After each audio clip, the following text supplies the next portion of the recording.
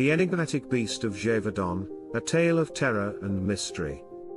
Ladies and gentlemen, gather round as we embark on a journey into the chilling history of the Beast of Gevaudan. Throughout time, certain creatures have ascended to legendary status by spreading fear among humans. Think of wolves or lions in 18th century France. However, a beast of unknown origin once instigated a series of gruesome killings that spanned 1,000 days, covering an expanse of 80 to 90 kilometers. Even to this day, the identity of the responsible creature remains shrouded in mystery. Was it a lone predator or a group of animals? What motivations led to the sudden cessation of the killings? Some believe it was a wolf, others a feline, and a few even entertain the notion of an unknown species. Join us today as we delve into this fascinating and dark tale. But before we plunge into the depths of the story, don't forget to subscribe to our channel and hit the notification bell to stay updated. Applause music. Number 1, 1000 Days of Terror. The haunting saga of the Beast of Gevaudan unfolded in the historic province of Baronne, now situated in the departments of Lozère and Haute-Loire in central southern France. Specifically nestled within the Margeride Mountains, the reign of terror spanned from 1764 to 1767. The primary victims of the creature were women, children, and peasants of the time. The enigma surrounding the beast's species remains, as does the uncertainty of whether it was a single entity responsible for the massacres. The scale of attacks, 49 injured and 113 dead, out of which 98 were partially devoured, according to a 1987 study, defies attribution to a lone predator. Other sources suggest around 30 injuries and 60 to 100 fatal victims during this period of terror. Number 2, contradictory descriptions. Descriptions of the Beast of Gevaudan are as perplexing as the creature itself. Accounts from witnesses of the era vary greatly. Some claim it was as large as a calf, cow, or even a horse. Others depict it as a canine resembling a wolf, with a tall, slender frame, reddish fur with black accents on the back, and a distinctive white heart-shaped pattern on its belly. Additional testimonies describe it with an elongated head akin to a greyhound's, featuring a flattened muzzle, pointed ears, a wide mouth, broad chest, and a tail longer than that of a wolf, culminating in a prominent tuft. Number 3, the tale of two attacks. The first recorded attack by the beast occurred during the summer of 1764. A young farmer named Marie-Jeanne Vallée encountered a creature resembling a wolf stalking cattle near the Mercury forest. Two versions of events emerged. In the 1764 version, Vallée was saved by the herd's bulls, which drove the beast away. In 1765, she recounted a more dramatic version. Alone near a small wooded area close to a river, Vallée faced the unknown beast.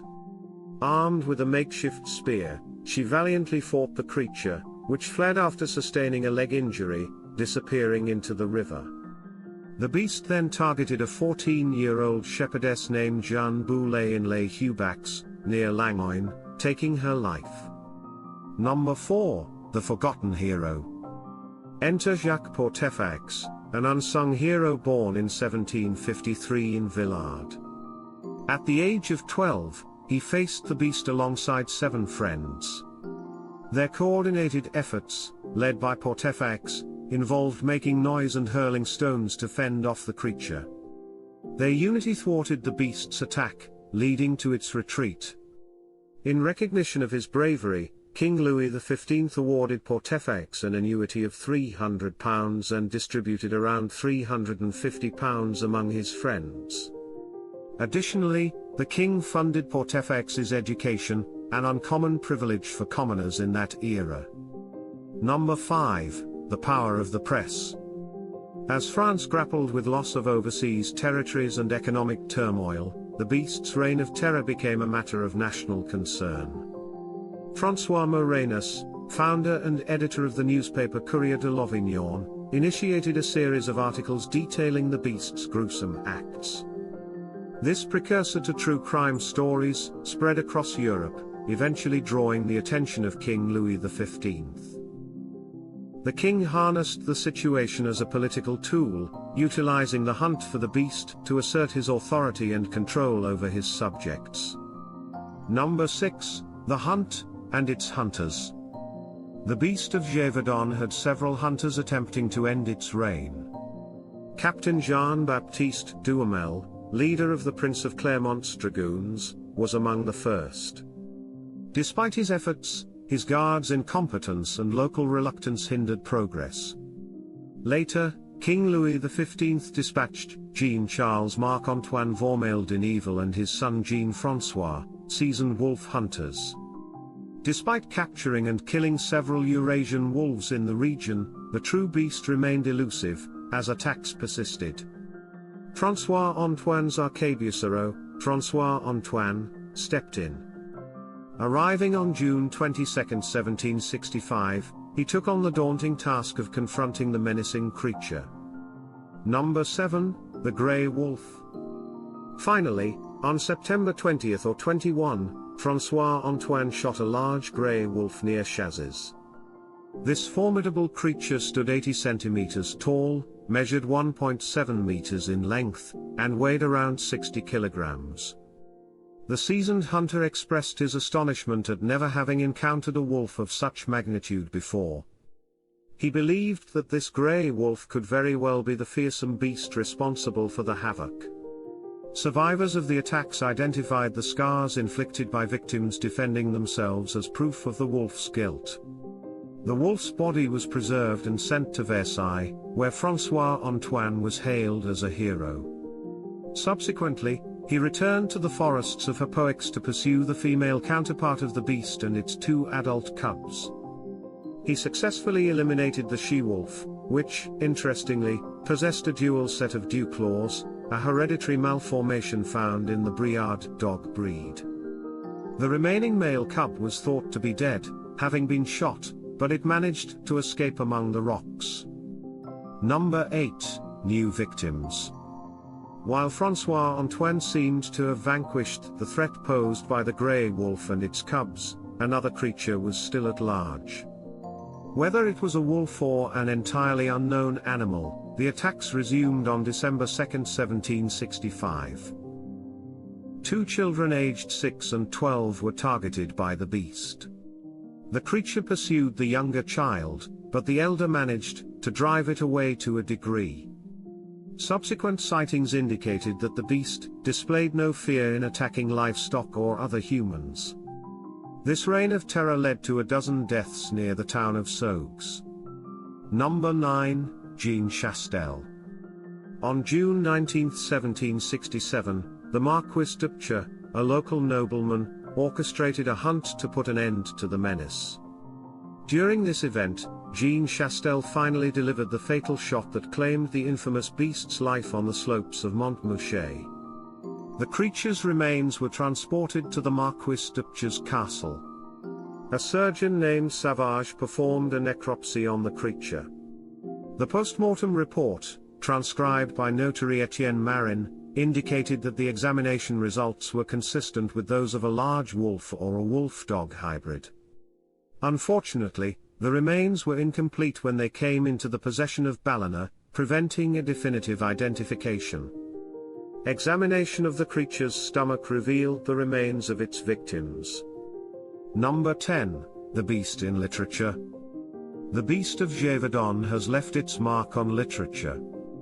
Its first literary mention can be found in Élie Berthé's novel from 1858, where the murders are attributed to both a wolf and a man who takes on the guise of a wolf. In Patricia Briggs' novel Hunting Ground, a werewolf is responsible for the killings attributed to the Beast of Gevaudan. James Buxton's novel Full Moon introduces the beast as a particularly powerful and vicious type of werewolf known as a loup-garou, cursed by heredity. Number 11, The Beast in Film and Television. The enigmatic tale of the beast has also made its way onto the big and small screens. In the 2001 film Brotherhood of the Wolf, The Beast of Gevaudan is depicted as a lion wearing armor to conceal its true identity. The 2003 French film Le Pacte des Loups, Brotherhood of the Wolf, meticulously recounts the beast's attacks. Even the youth-oriented TV series Teen Wolf features the beast as a dangerous werewolf responsible for attacks on both humans and supernatural creatures.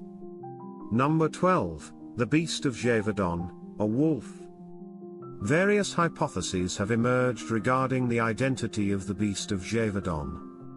The first suggests that it could have been an exceptionally large variant of the local wolf population.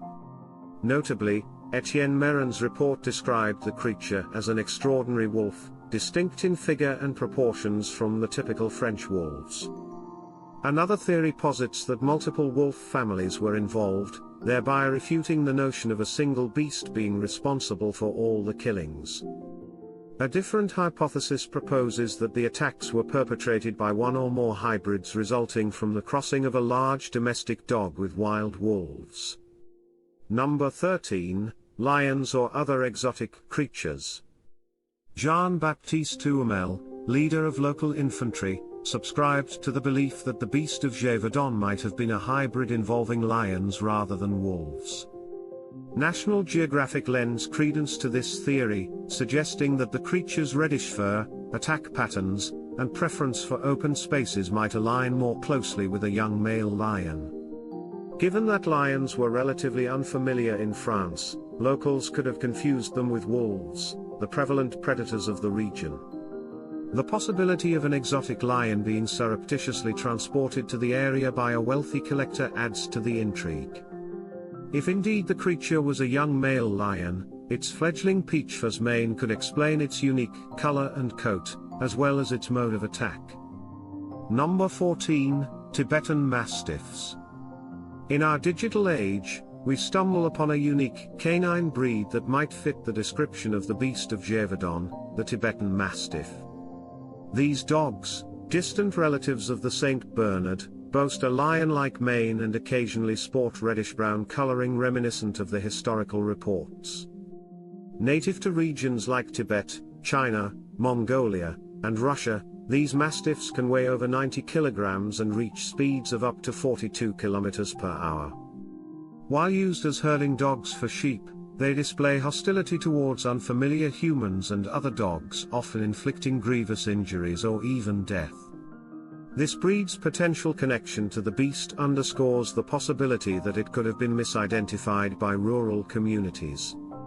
Furthermore, the illegal transport of a lion to a collector's private zoo hints at the plausibility of a similar scenario involving Tibetan mastiffs. Number 15, Human Training. While the majority of the attacks attributed to the Beast of Gevaudan were likely carried out by wolves or other animals, we cannot entirely dismiss the possibility that these creatures were trained by humans to target people, for reasons unknown. Such instances of animal training have occurred in various epochs and with different species. The Roman Empire famously trained lions and other beasts for the Colosseum spectacles. Egyptians trained baboons to fend off thieves in their city markets, and humans have been training dogs for over 10,000 years for purposes ranging from household companionship to guarding herds, tracking, and even warfare. This training perspective might help explain the disproportionate number of human attacks compared to attacks on livestock or other animals. The mysteries of our world often elude satisfactory resolution. Documents from the 18th century suggest that the Beast of Gevaudan was not a singular entity but possibly comprised multiple creatures. It is plausible that more than one species could have been involved in the killings that were predominantly attributed to wolves. If humans indeed had a hand in this tragedy by introducing exotic species to the region without informing authorities, it remains a secret that may never be unveiled. Nonetheless, as scientific knowledge continues to advance, we hold hope that we might one day unravel this and similar historical enigmas. We trust that this video has offered you insights. If you have additional information to contribute, please share it with us in the comments section. Remember to give this video a thumbs up and share the link with your family and friends, so they can also learn about the Beast of Gevaudan. Thanks for watching.